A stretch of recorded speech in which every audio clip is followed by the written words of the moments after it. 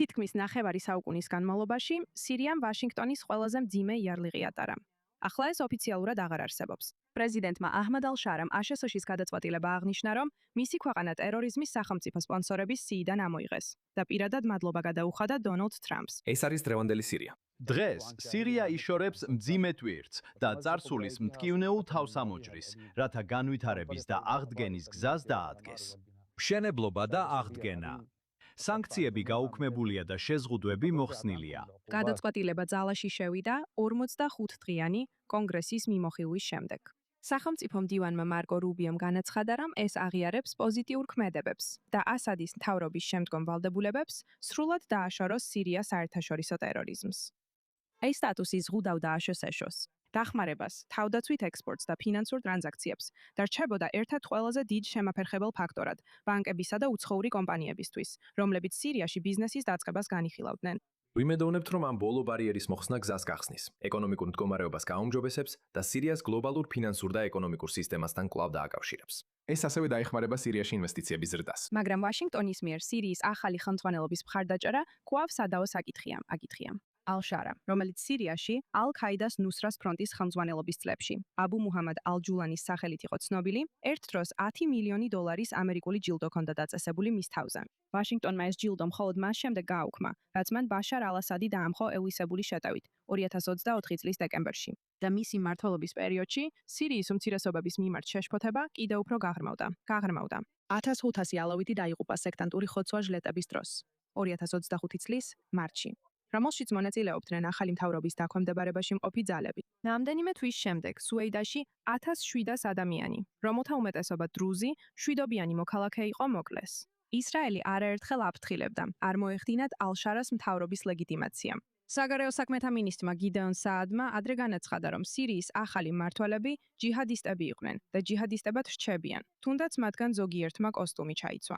ვაშინგტონისთვის ამ სტატუსის მოხსნა არის ფსონი იმაზე, რომ ინვესტიციები და საერთაშორისო ჩართულობა შეძლებს სირიის სტაბილიზაციას მრავალწლიანი სამოქალაქო ომის შემდეგ. მისი კრიტიკოსებისთვის და სირიის მრავალი უმცირესობისთვის კითხვა ისაა, ნამდვილად შეიცვალა თუ არა ალ-შარა და მის გარშემო მყოფი ყოფილი ჯიჰადისტები. ეხლა ჩვენთან ერთადაა ბრაიან კატულისი, ეხლა აღმოსავლეთის ინსტიტუტის უფროსი მკვლევარი. ბრაიან, ეს მართლაც გამორჩეული ცვლილებაა. აშშ ფაქტობრივად გადადის სირიის ტერორიზმის მხარდამჭერი სახელმწიფოდ მიჩნევიდან, ახლა უკვე ინვესტიციებისთვის კარის გაღებაზე. თქვენი აზრით, რამდენად უნდა ენდოს ვაშინგტონი აჰმად ალ-შარას და მის მთავრობას, თუ გავითვალისწინებთ მის წარსულს, ალ-ქაიდასთან დაკავშირებულ წარსულს? ეს გარკვეულწილად ბედიას გამოწდა, მაგრამ ეს ის რისკია, რომელიც პრეზიდენტმა ტრამპმა ფაქტობრივად მას შემდეგ აიღო, რაც თანამდებობაზე დაბრუნდა. თუ გახსოვთ, გასული წლის მაისში ახლო აღმოსავლეთში ვიზიტისას მისი ერთ-ერთი პირველი ნაბიჯი იყო პრეზიდენტ ალ-შარასთან შეხვედრა და მან არაერთი დადებითი და კეთილგანწყობილი რამ თქვა ალ-შარაზე. ვფიქრობ, მათი სტრატეგია აქ არის, რომ სცადონ სირიის ხელმძღვანელობას წაახალისონ და მისცენ სტიმული, რომ უფრო ინკლუზიურად მართონ ქვეყანა. მაგრამ ეს გარკვეული რისკია, თუ გავითვალისწინებთ მის წარსულს და მისი მთავრობის ბევრი წევრის წარსულსაც. და როგორც ვიცით, ეს ყოფს რეგიონში მთავარ ქვეყნებს. ისრაელი ძალიან სკეპტიკურად უყურებს ამას. თურქეთმა და საუდის არაბეთმა წაახალისეს ეს ნაბიჯი. ასე რომ დრო გვიჩვენებს, გაამართლებს თუ არა ეს რისკი და მოუტანს თუ არა რეგიონს სტაბილურობას. კი ისტორია, მინდა რომ ეს ჩვენს მაყურებლებს დეტალურად აუხსნა. რადგან ვფიქრობ, ბევრ ადამიანს აერია, რატომ იქნებოდა ტრამპი ასე მზად და სურვილით ახსავსე, რომ ალ-შარა ლიდერად მიეღო. და პირდაპირ ფაქტობრივად ის გზავნილებს აგზავნის, რომ თითქოს ეს ადამიანი შეიცვალა, მიუხედავად მისი ჯიჰადისტური წარსულისა. ვფიქრობ, ამის ორი მიზეზი არსებობს. პირველი ისაა, რომ პრეზიდენტ ტრამპის ურთიერთობებში ყველა გლობალურ ლიდერთან ვხედავთ, რომ მას ნამდვილად არ აინტერესებს ღირებულებები. ის არ არის დემოკრატიული ღირებულებების ადამიანი. აშშ-იც კი არსებობს სკეპტიციზმი იმასთან დაკავშირებით, იცავს თუ არა ის ამერიკის საკუთარ ღირებულებებს. ასე რომ მას სიხარულით შეუძლია შეხვდეს ჩრდილოეთ კორეის ლიდერს. ამ ხრივ მას უფრო ძალა მოსწონს, ვიდრე ისინი, ვინც იმავე ტიპის ღირებულებებს უჭერს მხარს, რაც ჩვენ გვაქვს. და უბრალოდ იცით, ალ-შარა სულ რამდენიმე წლის წინ აშშ-შუსგან იმალებოდა, მაგრამ ეხლა მას ძალა აქვს და პრეზიდენტი ტრამპი მასთან ითანამშრომლებს. მეორე, ვფიქრობ, რომ პრეზიდენტ ტრამპის ხედვა დვა რეგიონისთვის. იცით, ხალხი ყურადღებას ამახვილებს მის მიზნებზე, აბრაამის შეთანხმების გაფართოების შესახებ, ირანის მიმართ მისი პოლიტიკის დამაბნევალ მერყეობაზე. მაგრამ სინამდვილეში მან დიდი დრო და ყურადღება დაუთმო სირიასა და ლიბანს, ლევანში და მას სურს რეალურად დაეხმაროს იქაურ ლიდერებს საკუთარი მდგომარეობის სტაბილიზებაში. და ეს მას გარკვეულ წინააღმდეგობაში აყენებს იმ შეხედულებებთან, რომლებიც გვესმის ისეთი ქვეყნები, რუსეთი ქვეყნებიდან, როგორიცაა ისრაელი. ისრაელზე რომ საუბრობთ, თავდაცვის მინისტრი ისრაელ კაცი კიდევ ერთხელ ამტკიცებს, რომ ისრაელის სამხედროები არ დატოვებენ თავიანთ ბუფერულ ზონას სამხრეთ სირიაში. ბრაიან დარჩი ჩვენთან, მინდა ჯერ მოვისმინო, რას ამბობს ის. აქედან დამასკოს ზემოდან ვუყურებთ 35 კილომეტრის მანძილზე. ზემოდან ვუყურებთ ხეობას ლიბანში, ჰეზბოლას სიმაგრეს. და რა თქმა უნდა, ზემოდან ვუყურებთ და ვიცავთ გოლანის მაღლობებისა და გალილეის დასახლებებს ჯიჰადისტური ძალებისგან, რომლებიც აქ ჩვენს მიღმა არიან. ბევრი ჯიჰადისტური ძალა ასევე სირიის რეჟიმის შიგნითაც არის, ზოგი სხვადასხვა ტერორისტულ ორგანიზაციაში.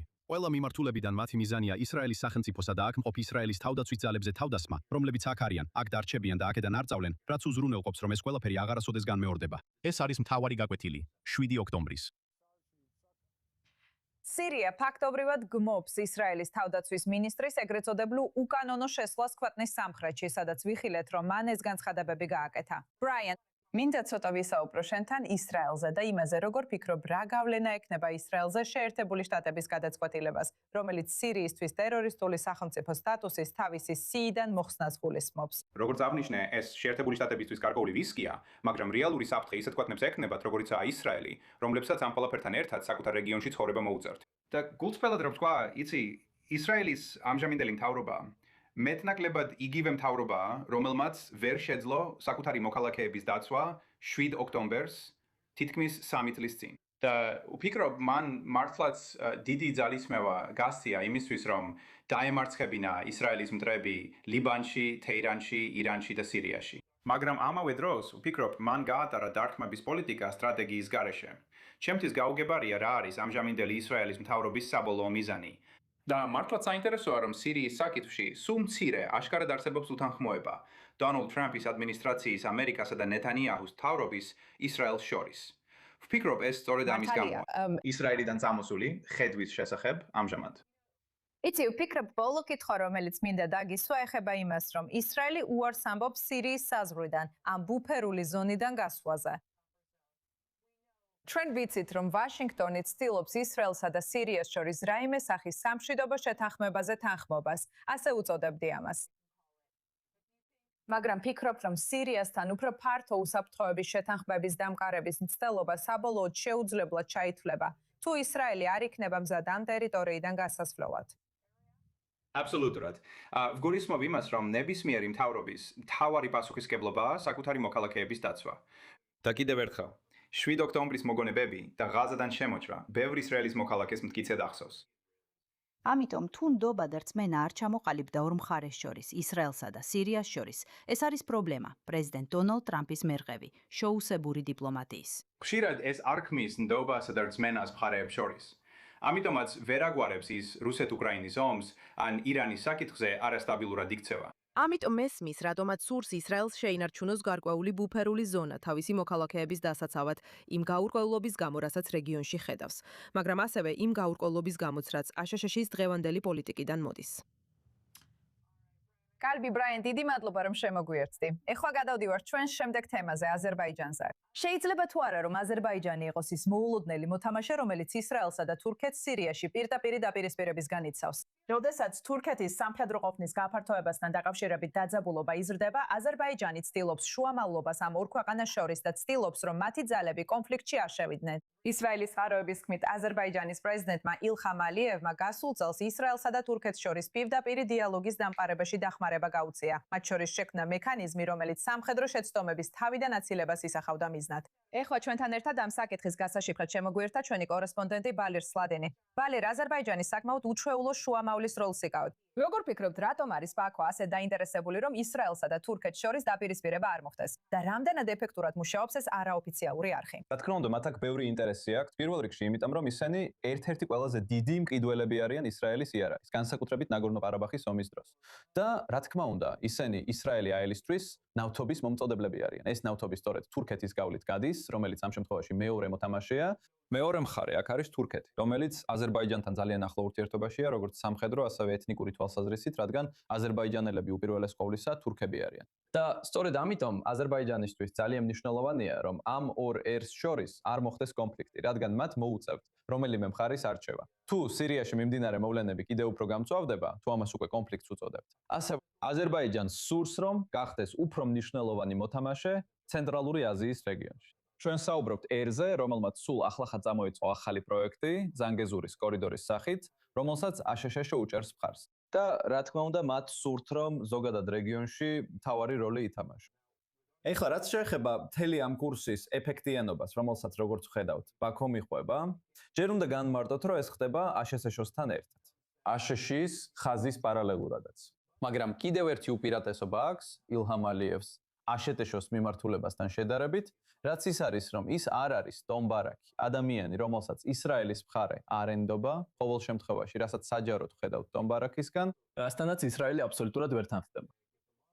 და სწორედ ამიტომ ილჰამ ალიევი ეხლა უფრო სანდოა ისრაელის მხარესთვის კონკრეტულად. ეს ეხლა აჩენს ეჭვს, რამდენად ენდობა ან ხედავს ისრაელი, რომ აშშ-ის მიმართულება, განსაკუთრებით დონბარაკი, ნამდვილად ნეიტრალურია ამ საკითხში. ეს თურქეთ-ისრაელის დაპირისპირებები ზოგადად. თუ მომავალს შევხედავთ, როგორ ფიქრობთ, რა არის ისრაელის მთავარი შეშფოთების მიზეზი ამჟამად? ეს არის თურქეთის მზარდი სამხედრო ყოფნა სირიაში, თუ მაინც მცდელობა იქ ყოფნისა.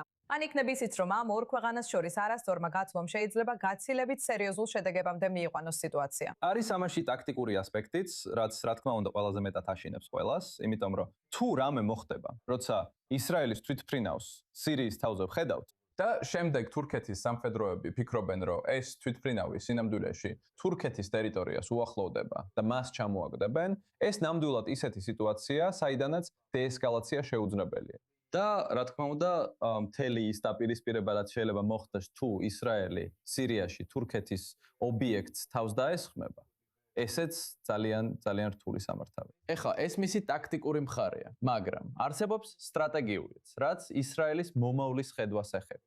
თუ როგორ ხედავენ ისინი რეგიონს, რომელშიც სირია შედის. თუ თურქეთი სირიის ტერიტორიაზე რადარებს, მოწინავე რადარებს განათავსებს, მათ შორის, რა თქმა უნდა, საერო თავდაცვის სისტემასაც ეს ზღუდავს ისრაელის მოქმედების შესაძლებლობას. ზოგადად, განსაკუთრებით მაშინ, როცა ვსაუბრობ ირანთან დაკავშირებულ სიტუაციაზე, რომელიც ჯერ კიდევ არ დასრულებულა და როგორც ჩანს, მალე არც დასრულდება, ასე რომ თუ ისრაელი იყენებს სირიის საჰაერო სივრცეს, სხვათა შორის, ისრაელი სირიის საჰაერო სივრცეს ასადის რეჟიმის დაცემამდეაც იყენებს. მაგრამ ეხლა ისინი ნამდვილად სურთ გამოიყენონ ეს. დიახ, გამოიყენონ სირიის საჰაერო სივრცე ირანზე თავდასხმისთვის, თუ რა თქმა უნდა, მომავალში რამე მოხდება.